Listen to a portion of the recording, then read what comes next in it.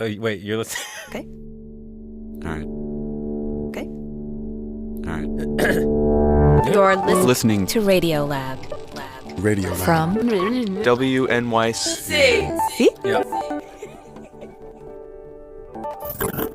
This is Radiolab. I'm Molly Webster. I am back in the host chair for one more week to bring you the second episode of our two-part story on Ukraine. It's a series we've been doing in collaboration with NPR's Rough Translation and their host, Gregory Warner. So here's the final act. I hope you like it. You're listening to Rough Translation from NPR. I'm Gregory Warner. And I'm Molly Webster. From Radiolab. And we are back with our Rough Translation Radiolab collaboration. Yes. The last time we were together, we told you the story of an amateur smuggling operation bringing abortion pills into Ukraine right after the invasion. That story was called Ukraine Under the Counter. It's in both of our feeds. Go listen. And if you don't, spoiler alert. When we ended that story. So it was night. It was like 11 and something. A Ukrainian woman named Evgenia and her friends have crossed over the border with 3 moving boxes of pills. So it was like, I'm not leaving this pills in my car. They carry the boxes up to her apartment. So I was sleeping in my apartment in Lviv with 10,000 abortions. It was strange. Really, it was something like 15,000 abortion kits. Regardless, she wakes up the next day and she had so many questions. Doctors didn't know that we had brought this product.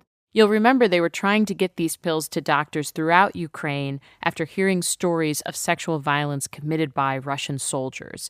And so Evgenia wondered, would she be able to get these pills into the hands of doctors in time? And would women who needed them actually get them?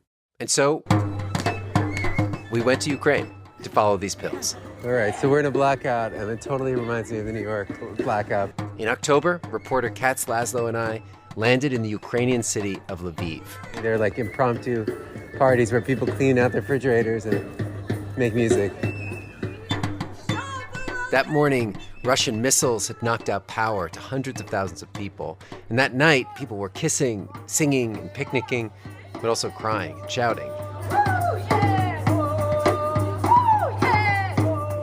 We'd come here because of a donation of pills fueled by one story of war. Pills meant to offer some relief and maybe restore some choice. But in Ukraine, we'd hear so many different stories about the ways that people were interacting with these pills in a war. It made us rethink our understanding of how we talk about these pills and the way we talk about choice.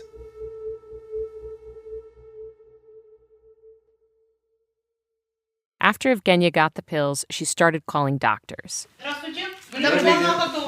And 6 months later, when Katz and I arrived in Ukraine, we went to see one of the first doctors that she spoke with. Galina is ready. Hello.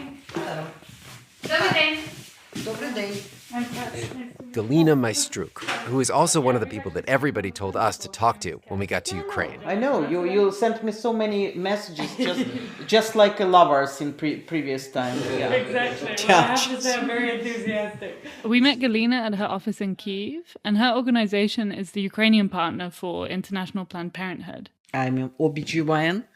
And also... Galina's been practicing medicine for about 4 decades, and abortion's been legal for her entire career. And 10 years ago, abortion pills came on the market. But when Russia invaded in February 2022, first of all, supply chains to the country were cut off. We have no air connection, we have no ship connection, sea. So pills weren't being restocked. All the pharmacies were in collapse. So by mid-April, the very moment that Evgenia was driving those abortion pills over the border. No pills at all at this time. And because of this, doctors were worried. From the beginning of war, we started to have these doubts if we're going to have enough pills because the request One doctor in Kyiv told us that in April, 3 to 5 times more women were showing up in our office and asking for abortion pills. We realized that women would come, and there are going to be more and more of them. But the pills, there's not going to be more of them. And we didn't know if there's going to be any. And at the same time, surgical abortion was actually harder to find. Hospitals were being bombed, surgeons were overwhelmed. A doctor in the eastern city of Dnipro told us, after the beginning of the full-scale invasion, refugees with no job and no money started turning to us. And then on top of that, there's also just a baseline of people who are getting pregnant and who need abortions, war or no war. But Galina says during that time, there was absolutely silence at this period from international organizations, from big fishes in this.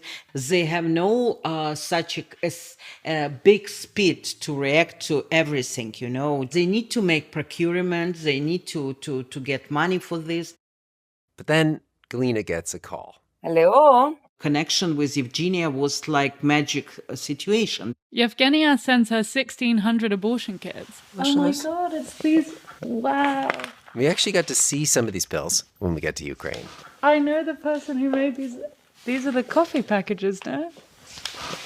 Coffee packages? Yeah, the story goes that when Yevgenia was packing up the pills to ship them to the doctors, she didn't have any access to pharmaceutical boxes, so she grabbed these coffee bags. Lviv, incidentally, is known in Ukraine as the city of chocolate and coffee. What do the coffee packages look like? Is it like it's like a matte white bag, and then you can see like the aromatic filter on it. Oh, where the good smells come out. Okay. It's just a small box with the small packages, but, you know, it's a big difference when you give somebody food when it's no food.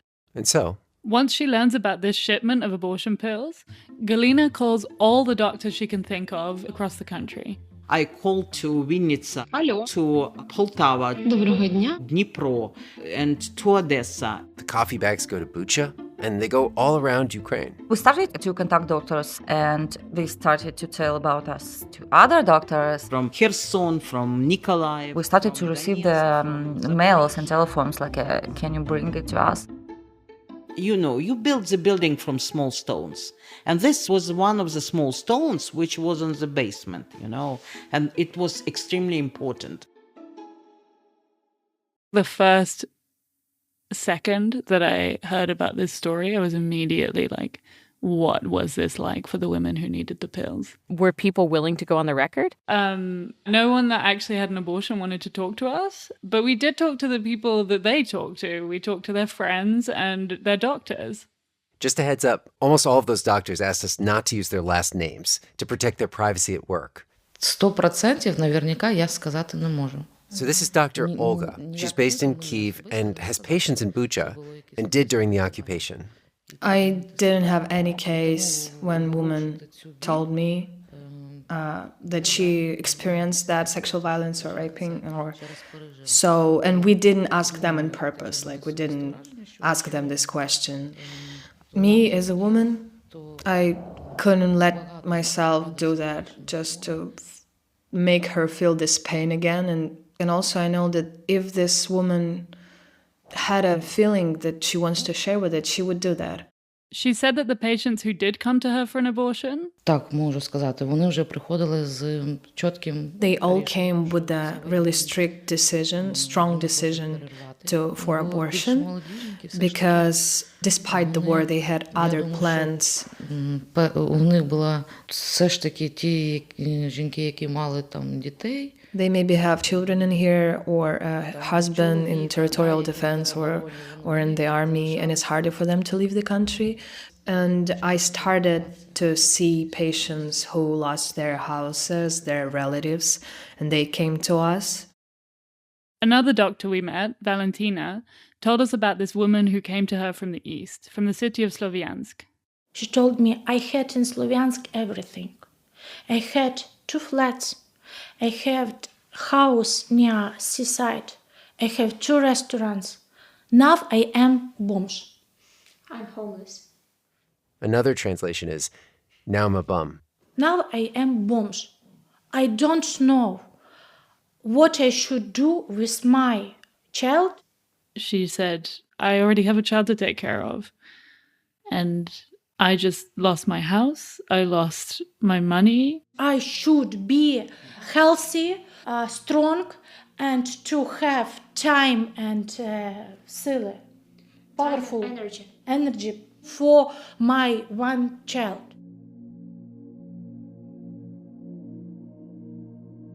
We heard stories of patients where war came into their lives, changed their environment, their houses, their relationships, their income, and they knew that they needed these pills.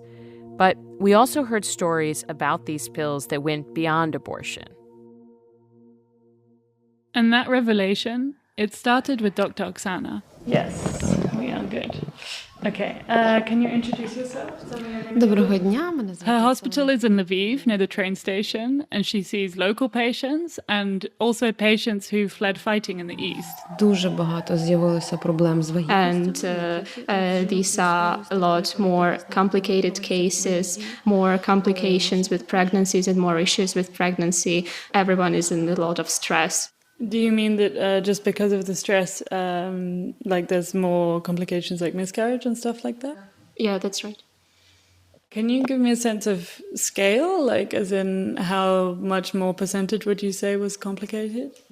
Ну, мені важко сказати, але я думаю, на третину. Well, it's difficult to estimate, but I think it's like 1/3 more than it was before. It was up 1/3. Wow. Yeah, it just seems like such a massive increase. We heard that from a lot of doctors. I think it's much difficult to be pregnant during the war than in normal life because you don't know what will be tomorrow. This is Diana. She's a gynecologist in Kharkiv, really close to the front lines.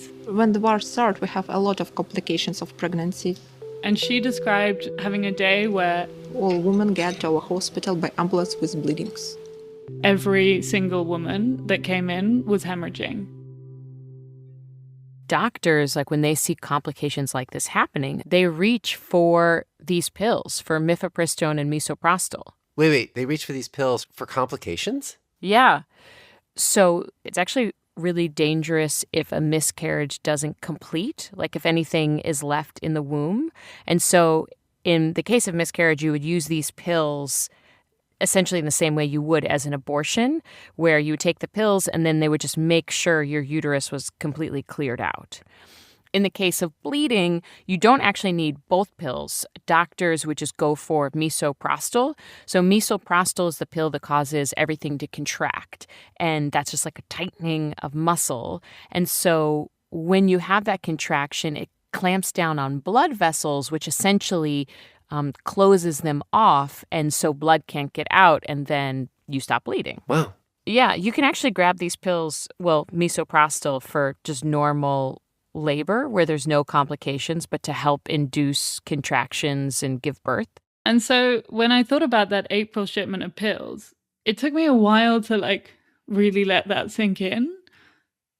But every gynecologist was like, oh yeah, we really used it for like the complications and the miscarriages and the unviable pregnancies and in labor. And I'm like, but what about the abortions?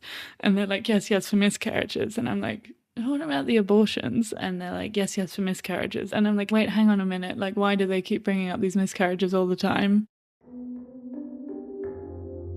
It just hit me in the stomach of like, whoa, these pills are for every possible moment of pregnancy. Yeah, because I felt like we'd come to Ukraine to do this story, right, about abortion pills and war, but then actually being in a country that was running out of these pills because of a war, it felt like this story was so much bigger than what we thought. Hello. Yeah. We have a baby, folks. We have a baby on the screen. Here, wait, I'll put on my video, but we also... I ended up on a Zoom call with 4 Ukrainian women who are all based in Kyiv, 3 of whom have been pregnant during the war. I found out about the pregnancy in July, and... None of these women have used these pills, but I just wanted to hear about the experience of being pregnant and giving birth in Ukraine right now. Now I have a little daughter. Her name is Valeria. There was Zhenya, Nadia, and Vlada, and then their translator, Anastasia. Yeah, it's my first baby, and I am 29 years old, and I never tell story about my pregnant. actually was the first time all of them were telling their stories, and they had so many overlaps and shared moments. There was this just shared sense of uncertainty. It's okay in Kiev not to have any electricity for 8 hours. It's blackout, life without water. And then, obviously, stress. The hospital was hit by rocket. And fear. Sometimes I heard вибухи. Explosions. When I give birth to Lera, we have air alert, and it was very scary. Just a loneliness and isolation. In Nadia's case, she was 2 weeks before her due date. And then the invasion happened on February 24th, and she found herself in occupied territory. They heard different sounds like shooting, rockets, and so on. So she couldn't get to the nearby hospital. The road was hit by a missile. And then, just because of how dangerous the streets were and the fighting, no doctor or midwife could get to her. Her grandfather goes to the Ukrainian army, and they said, if she goes into labor, let us know. We can go to her, and maybe we can help her. She didn't want maybe to interrupt the soldiers who were there. But she didn't want to pull the soldiers away from fighting. And while she's trying to figure all this out, she's leaking amniotic fluid, like she's already leaking water. But she still decides to join a group of people who are going to try to drive out of the area.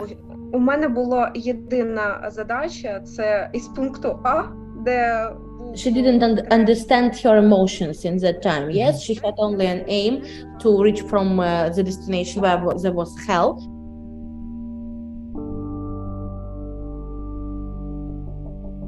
After 8 hours of what was supposed to be a 45-minute trip, Nadia does make it to a hospital, and she has a healthy baby. And eventually Vlada did too. Valeria is 5 months old. And she and Valeria are very happy. Zhenya is about to have her baby.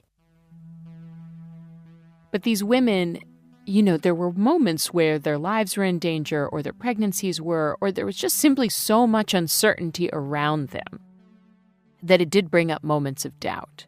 We planned 2 years for my pregnancy, and если бы я знала, что будет война, наверное, я бы не решилась. Mm-hmm. If she knew, yes, that it would be the war, maybe Vlada wouldn't decide to do it.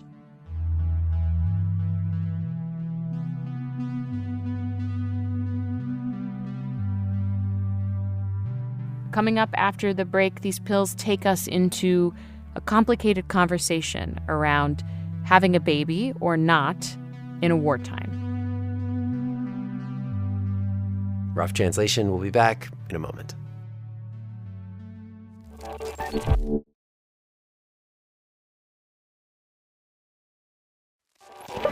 We're back with Radiolab. I'm Molly Webster. This is our collaboration with Rough Translation, and here's Gregory Warner. In the first part of this episode, we followed the shipment of abortion pills to Ukraine, and we learned that they were needed and they were used. In fact, the stress of war on pregnancy meant they were used a lot more widely than we thought. One of the Ukrainian doctors that we met while we were following these pills ended up making us think about the complexities of getting an abortion in a time of war. And so this doctor, her name is Valentina. She asked that we not use her last name to protect her privacy at work. But Katz had come across a video interview with Valentina on Instagram. She starts by saying, the topic of our conversation is abortion in wartime. Ситуація дуже складна і неоднозначна з різних сторін. She says, this is a very difficult, ambiguous situation from each side. But a woman has the right to decide for herself, not to wait for society's opinion or church or what they think of her. This is her decision, and no matter what decision she makes, it will be the right one. She says, we believe in the victory of Ukraine, but we should think about how to help the children we have now. And the whole time she's talking, she has the actual coffee bags of pills from this April shipment next to her. And it kind of feels like she's defending these pills and the use of them against someone you can't see. And you just have all these questions like, why does she feel the need to make this argument, or who or what is she arguing against? And thinking about the subject line of her video, what does abortion have to do with victory in the war? It's so nice to meet you in real life after all that talking. Thank you. So Katz and I and our interpreter Kira came to Valentina's office in Lviv. Religion, it plays a large role in Lviv. And the city is a center for the Greek Catholic Church. Not a lot of doctors, gynecologists like to do abortion at home. In our hospital, only maximum 5 or 6 persons who do abortion. Valentina gets a lot of questions from her patients about how their abortion will go. What I should do if I will have hemorrhage? Will these abortion pills work? Will it hurt? We will have children in future. Do I need a follow-up? When I can go to fitness. When is it safe to have sex? Have normal life. Those are some of the questions that the patients ask her. But Valentina told us about a question that she now has to ask all of her patients who request an abortion.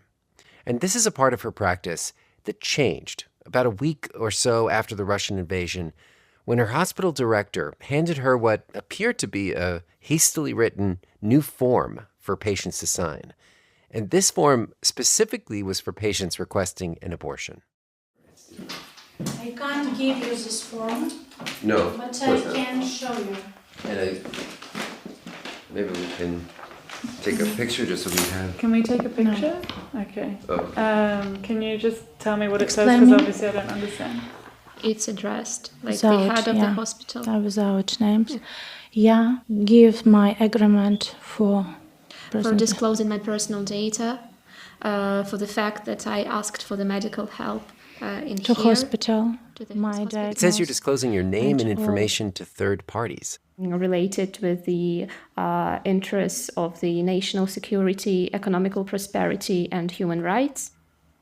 And this agreement is active for as long as martial law in here. So this is something that says specifically during the martial law period, you are allowed access to my abortion files. Wow. And they have to sign this. They can't say no. I have to say that I'm a bit shocked. I would be very upset if I had to sign that form. The form is for all abortions, or it's in the case of rape? It's for all abortions. Okay. Every single abortion, everyone that requests one. And Valentina also specifically has to ask each patient, is your abortion for war-related reasons?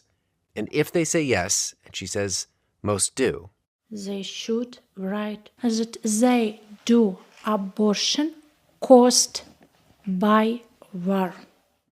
And honestly, I was like, wait, hang on. What does your decision to have an abortion have to do with national security, with economic prosperity? Because in this war, we should kill our children, future children, because parents don't know what to do with all of this. You understand me? Like if there had been no invasion or no war, that couple, that pregnant person might have made the decision to keep that baby. And so in deciding to not keep that baby because it's wartime, it's almost like another murder on the battlefield. Yeah, that is what she's talking about. Whether or not patients feel this way, we can't say. This was just one form in this one hospital. And we don't know where it came from. Like, the hospital wouldn't tell us more. But it was clear that Valentina wanted us to see this form and really think about what it meant. I never forget when I saw the first time mass grave in Mariupol. And you feel like your society is not just people around you, that it's like you really one body. Many Ukrainians told us about a certain kind of conversation they'd been a part of, or at least overheard. We feel this genocidal war is killing us, and I think when somebody wants to have children, have more Ukrainians, it's just about future, about living, and about, purpose. It's like regeneration. A lot of people who are around her told me, "Oh, you are so great, you gave a birth during the war," but she didn't have any other opportunity because she was already pregnant. І вона навіть сказала таку фразу, що я навіть і не знаю. Her acquaintance, they were planning to have a child before the war, but when the war started, she and her husband decided not to do it, and she even said the phrase that I'm not sure if I want to give a life in such a world.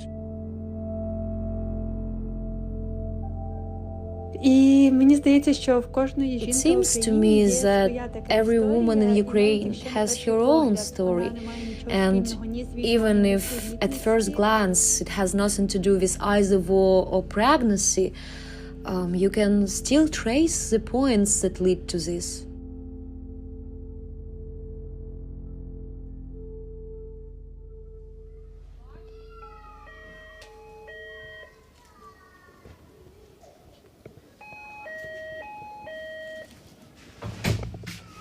On our last day in Ukraine, we go to the address of a warehouse where Evgenia tells us there's a few coffee bags still left. Hi, Vania. Hi. This guy answers. It's very clear that this is not a warehouse in the way in which, I've been picturing it. It's just an apartment. Hi, are you Vania? Gregory. Yes. I'm Katz. Nice to meet you. He's got a roommate who's frying an egg. They have a dog. And then we come in, and the dog is like very enthusiastic. Since that April shipment that we've been following, Evgenia received 2 more shipments of abortion pills. These were not smuggled, though, through Poland like the last batch. They were legally mailed from India. And she told us that they were here, so we thought we would come and visit them. It's just a room full of boxes. You can just see in the corner of your eye, in each bedroom, there's like a huge stash of boxes.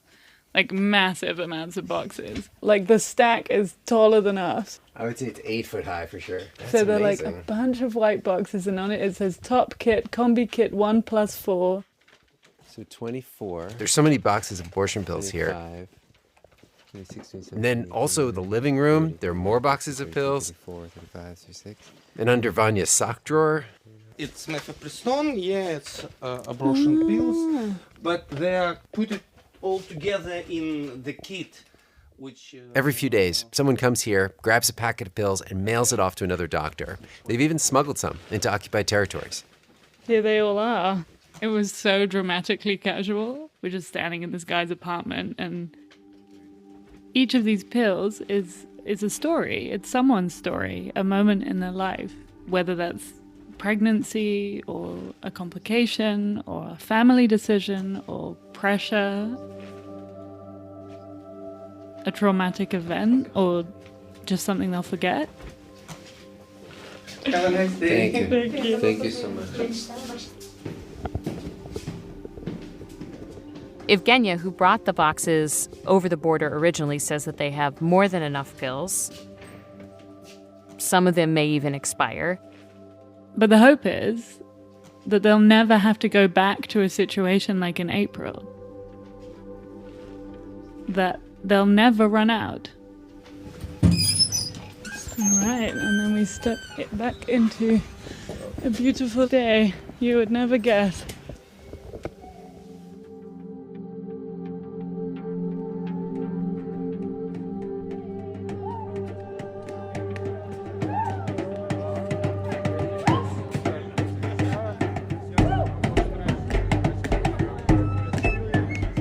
reporter Katz Laszlo.